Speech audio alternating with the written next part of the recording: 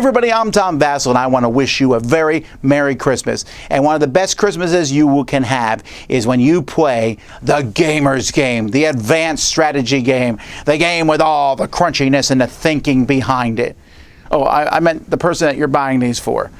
This is 12 advanced strategy games that we think are for the gamer who just loves immersing themselves in all kinds of cool, unique play. You might be watching this and you have a friend who loves crunchy strategic games. This is the list for them. Before we get to the list, you could also win them a prize, possibly, by entering a contest. If you click the link in the description below, we'll take you to a video from Above Board TV.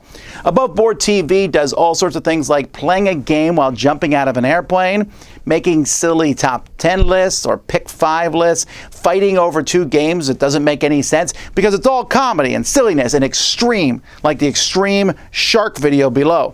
Go watch that video, comment on that video, and by commenting on that video, you are entered into a contest. 3 days, 2 nights at the Above Board TV studios in LA. You get to record with them for you and a friend. Fantastic. Also, other winners, and you'll all be notified in the comments there, will win games from the 10 lists we're doing right now. So I hope you win. I hope you enjoy that. But while you're waiting to win, you can play these strategy games. Here we go. 12 good, crunchy, advanced, strategic games. Let's get started. We're going to kick off our advanced strategy category here with an endorphin drip of a game. This is going to be Earth. Earth is a simultaneous play game, which means on everybody's turn, you're doing something. You're either choosing the action and taking that powerful action, or you're doing a follow action, which is a little bit lesser of an action on somebody else's turn. Every single time you do that, though, you're triggering your tableau that you're building. So you have this hand management where you're trying to play out these cards and come up with fantastic combos in order to ultimately build the most lush and big ecosystem down.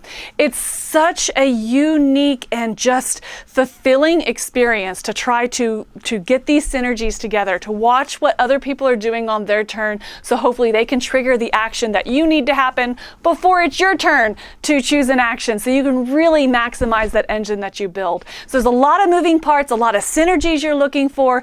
Every card is unique, a lot going on in your head, but ultimately a great endorphin-filled experience as you always feel successful on your turn. I've never had a turn where it's like, wah, wah. No, every turn is exciting, and I love getting Earth to the table. If you have somebody that's like that, that wants to be engaged, is really proud of kind of what they're building, and wants that combo-tastic feel over and over and over again in the game, have them or check out Earth for them.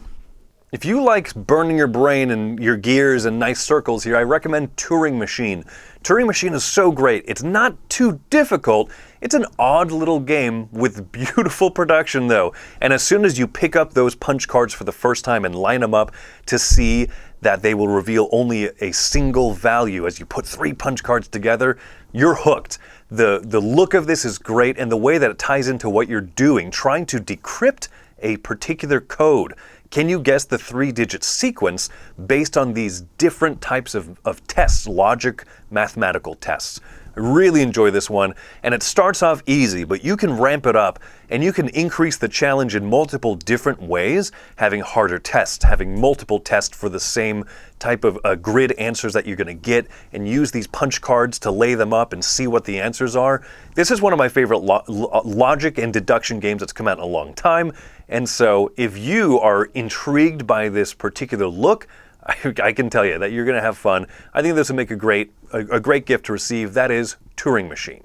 Darwin's Journey, which is about Darwin on the Beagle, and there's a bit of a theme there. And in fact, some of the theme is very interesting because you're going out and discovering new species and then telling everybody about them. But this heavy game has so many interesting things. There's workers, you're putting them out on the board, placing workers around the board, and you get to do actions, but those workers can only be placed in certain spots based on some seals that they have. Not the barking seals, but little seals that you put out there, yellow, green, red, and blue. And the more seals that you have, and you can get more as the game goes by, the more places you can get, the better your actions get. That combined with a little boat track that you're moving a boat along and discovering things, and a little exploration trail that you're going by, and then finding species and cataloging them. There's so many juicy, delicious options in this game.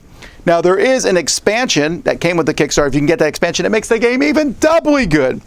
But the base game itself is a lot of fun. There's so many options. I sit there and think, what will I do next? But these designers have always made fantastic games like that.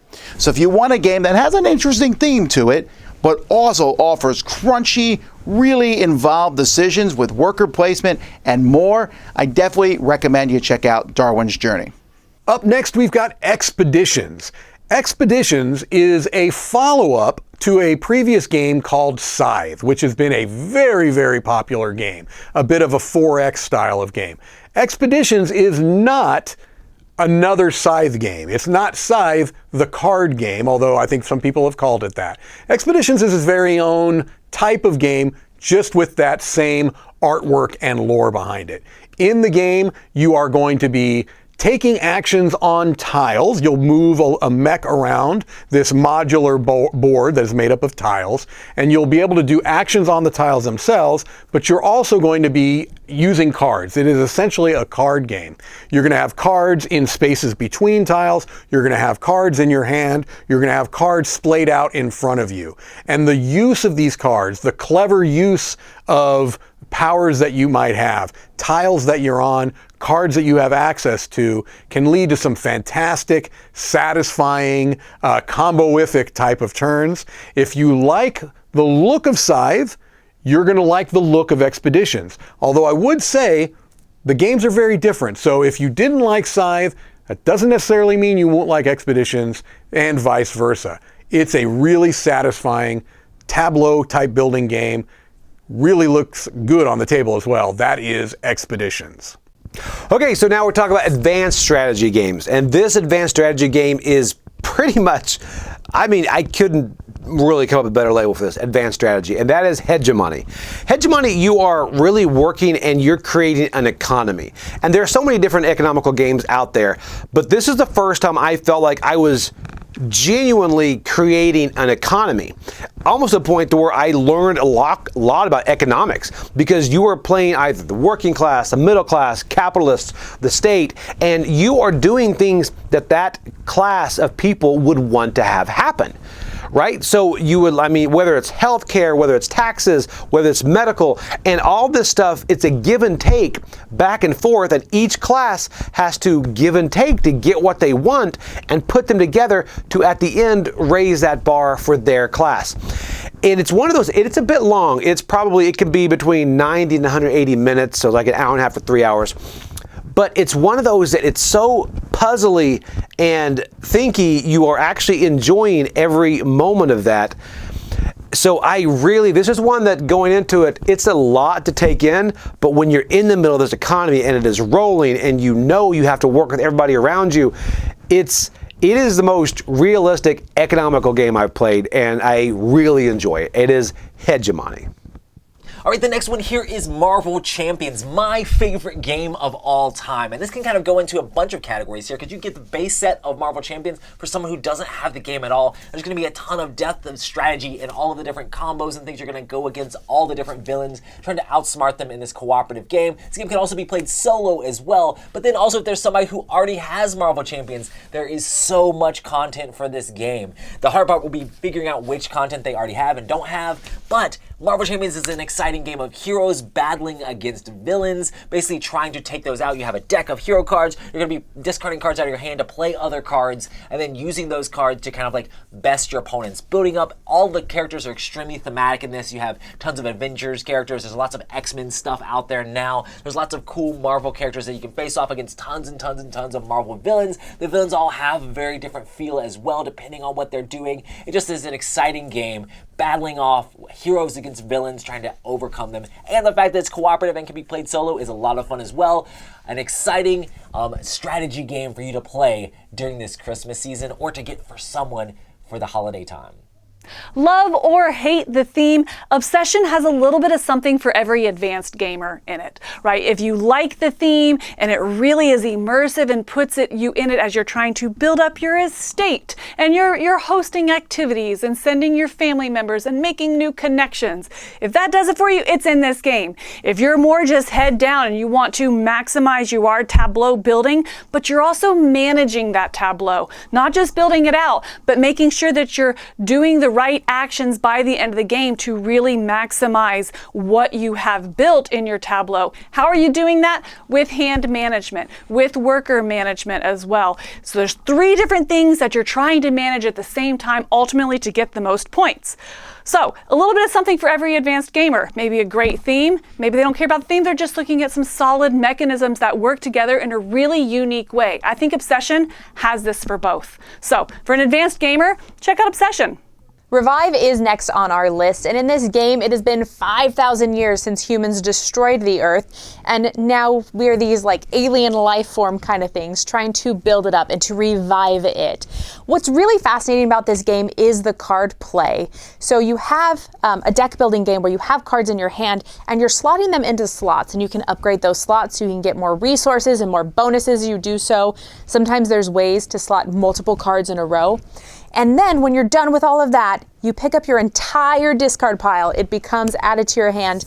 And then all those cards that you laid out and had played go to your discard pile. So you're always just shifting between those 2 stacks of cards instead of drawing 5 playing them.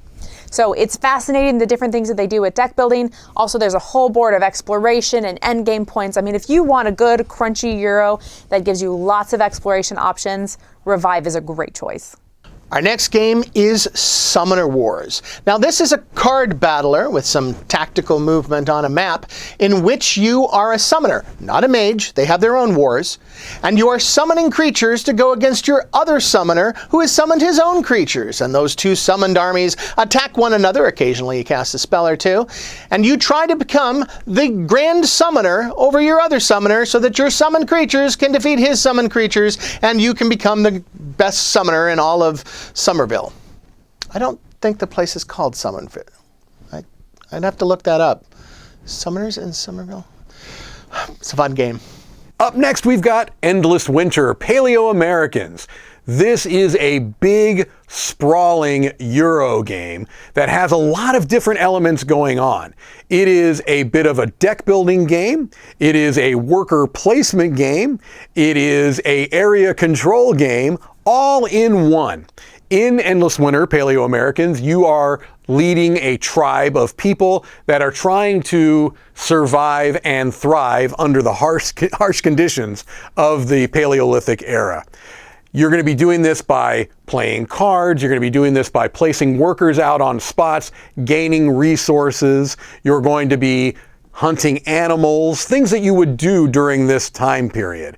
It is a beautiful, beautiful looking game. It has a lot of different strategic routes that you can go down, so it's satisfying for people that like heavy Euro games. You can really, really kind of see the wheels connecting, the cogs connecting in this game, so that if you do something here, it's going to affect something over there, which may affect something over here.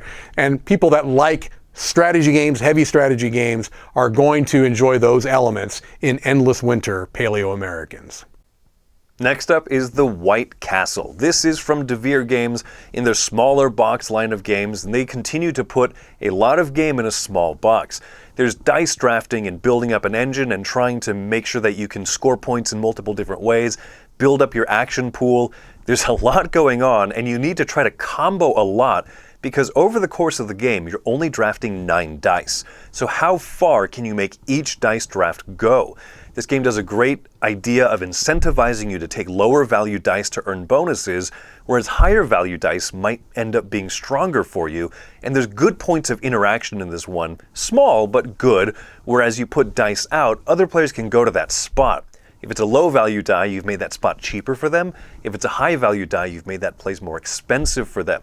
Like I said, you have to figure out how to combo things, how to get the most bonus actions. If you like the idea of having a good but not too tight game that you need to try to wring the most success out of, then this is going to be one that you would enjoy.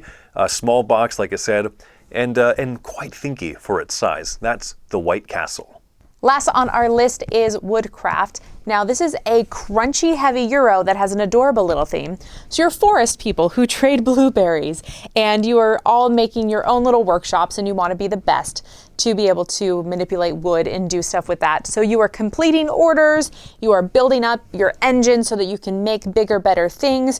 You're doing manipulation because all the wood that you get is on dice. You're manipulating these dice. There's a lot of fun stuff going on, but what really speaks to me is the action selection. So there is this circle board of action selection. It progressively moves, and you get bonuses based on how often actions have been taken, and you can only take them so many times as a group, like as a whole, before you have to finish other actions. So it's a fascinating little interactive action board there. So Woodcraft, great choice if you want something that's cute, but also real thinky. Thanks for watching another video in our series of the 12 Games of Christmas. A couple things before we go out. First of all, we've mentioned lots of different things that you can get here, and there's board games and all sorts of stuff, and we checked to make sure that these were available online. So we checked at the different online game stores like Game Nerds, we checked the publisher sites themselves, and we checked Amazon. And in fact, if they're available on Amazon, we have those links in the description. You just go right there and buy them. And if you do that, anything, when you buy there, or if you buy other stuff too, that helps us here at the Dice Tower. So keep that in mind. Also, don't forget our sponsor, Aboveboard TV. Go check out their channel. Go enter the contest by commenting on that video we mentioned. And as a side note, this contest is available only to those in the US now for different reasons. But even if you're from all over the world, you can at least go check out their content and laugh as they play board games in fun and weird ways. Anyway, folks, thanks so much for watching these. I hope these lists are a help to you. Check out the other 9 videos. Until next time, I'm Tom Vassell, and this is the 12 Games of Christmas of 2023 on the Dice Tower.